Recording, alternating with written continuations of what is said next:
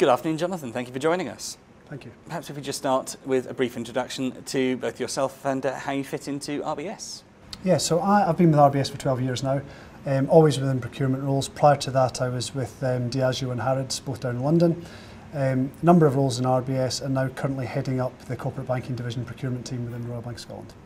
Now, it's reasonably well known that the financial services is very different from a procurement context to say, the rest of more traditional areas, so like retail, FMCG, that kind of area.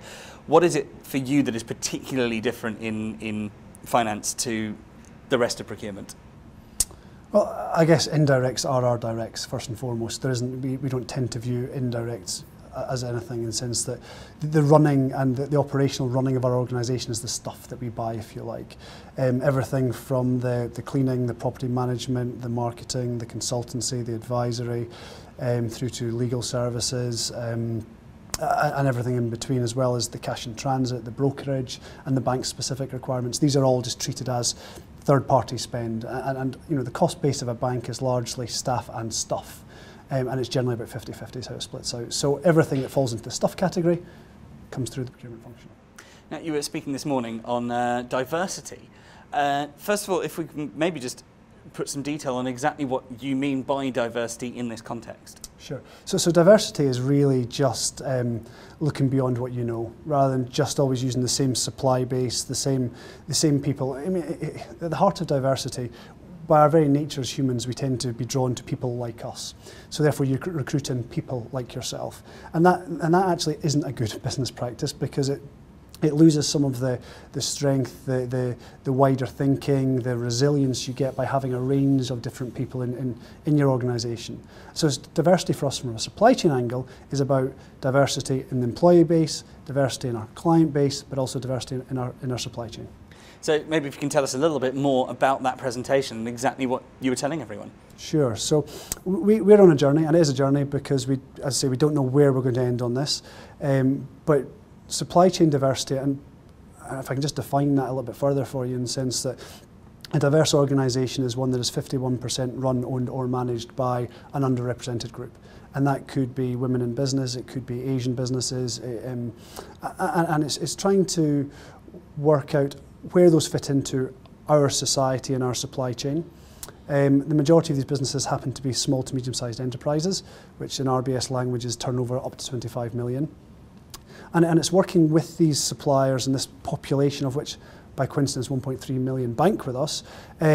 Actually, it's in our interest to actually help this body of the economy, of the population, become more successful, become more sustainable, because it's widely known that a healthy SME market turns the economy back into health.